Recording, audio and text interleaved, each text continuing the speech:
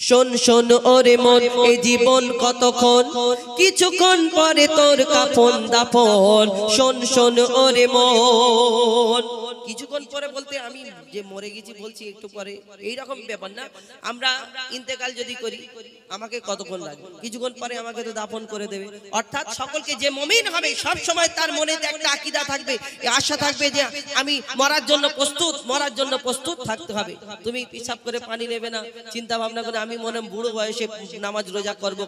এই কলমা হজ যাকাত সবকিছু করব তুমি মনে করছো এখন আমি মরবো না বুড়ো বয়সে থামো আল্লাহ তোমার কতদিন হায়াত রেখেছে কেউ বলতে পারবে না সকলকে মরতে হবে কিন্তু কোন সময় কে মরবে কেউ বলতে পারবে না তো নিজের মনকে উদ্দেশ্য করে কবি আরো কি লিখছে দেখুন শোন শোন ওরে মন এই জীবন কতক্ষণ কিছুক্ষণ পরে তোর কাফন দাফন মালিকুল মউত হবে হাজির এখন দেহ ছেড়ে রূহ উড়ে যাবে রে তখন আহা শোন শোন ওরে মন আহা শোন শোন ওরে মন এই জীবন কতক্ষণ কিছুক্ষণ পরে তোর কাফন দাফন মালিকুল মউত হবে হাজির এখন দেহ ছেড়ে রূহ উড়ে যাবে রে তখন আহা শোন শোন ওরে মন মায়ের জমিনে কেউ চিরদিন ছিল না থাকিনি থাকবে না সকলকে চলে যেতে হবে আর বলি খালি হাতে এসেছি খালি হাতে যাবে দাঁড়াও শোনো তুমি কি নিয়ে যাবে কবি ছন্দের মাধ্যমে আরো কি লিখছে দেখো মায়া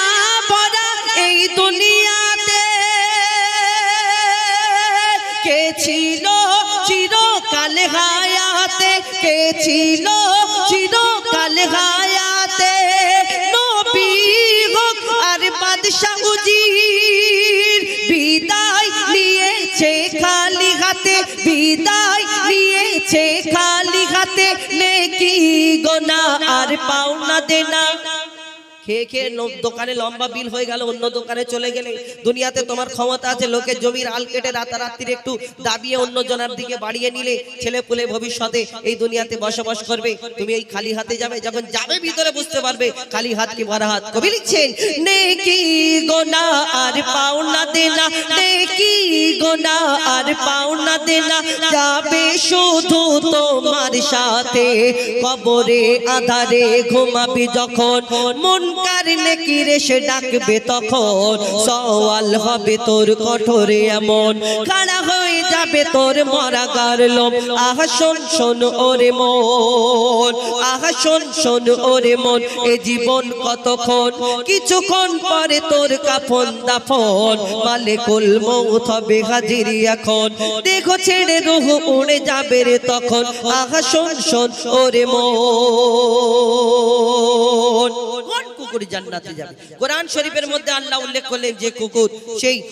আসহাবে কাহাবের ঘটনা সূরা কাহাবের মধ্যে এবং তাফসীরের মধ্যে দুটোর মধ্যে মতভেদ রয়েছে কোন তাফসীরের মধ্যে উল্লেখ করেছেন 6 জন কোন জায়গায় 7 জন কবি একটাকে নির্ধারিত করে তুলে ধরেছেন কোন কুকুর জান্নাতে যাবে কুকুর যদি নাপাক হয় আমরা দেখবেন কুকুর দেখতে পেলে তাড়া করি নামাজ পড়তে যাওয়ার সময় চাচা জানেরা ফটফট করে তাড়া করি কিন্তু কুকুর আবার জান্নাতে যাবে কবি ছন্দের মাধ্যমে সেই সম্পর্কে আরো কি লিখছে দেখো আসহাবে কাহাফের ঘটনা কে গো জানে আবার কে গো জানে না কে গো জানে আবার কে গো জানে না আধার পাহাড়ের একটি গুহায় 6 জন মানুষ আজও জ্যান্ত ঘুমায় 6 জন মানুষ আজও জ্যান্ত ঘুমায় তাদের ছিল এক পোষা কুকুর সেই দিত পাহারা রাত দুপুর দিত পাহারা রাত দুপুর তারা আছে হায়াতে এই দুনিয়াতে তারা আছে হায়াতে এই দুনিয়াতে ঘুম ভাঙবে তাদের কিয়ামতে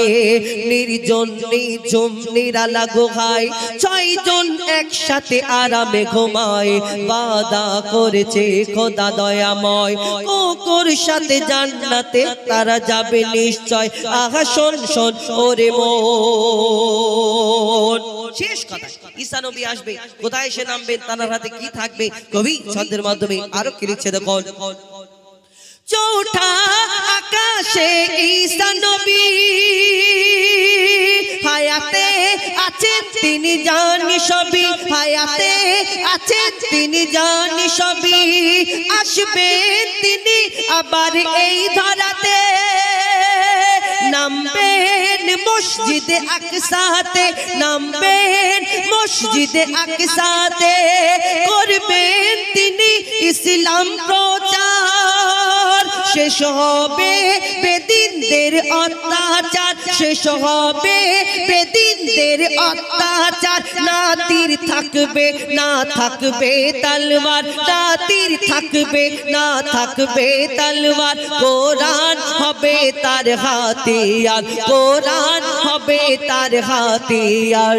হিন্দু ইহুদি বৌদ্ধ খ্রিস্টান দলে দলে হয়ে যাবে মুসলমান, আল্লাহ দেবে তার এত সম্মান, নবীজির পাশে হবে তার কবরস্থান। আহা শোন শোন ওরে মন, এ জীবন কতক্ষণ, কিছুক্ষণ পরে তোর কাফন দাফন, মালিকুল মউত হবে হাজিরি এখন, দেহ ছেড়ে রূহ উড়ে যাবে রে তখন। আহা শোন শোন ওরে মন, আহা শোন শোন ওরে মন, ওরে শোন শোন ওরে মন। শুনে এখন আমাদের পরবর্তী শিল্পী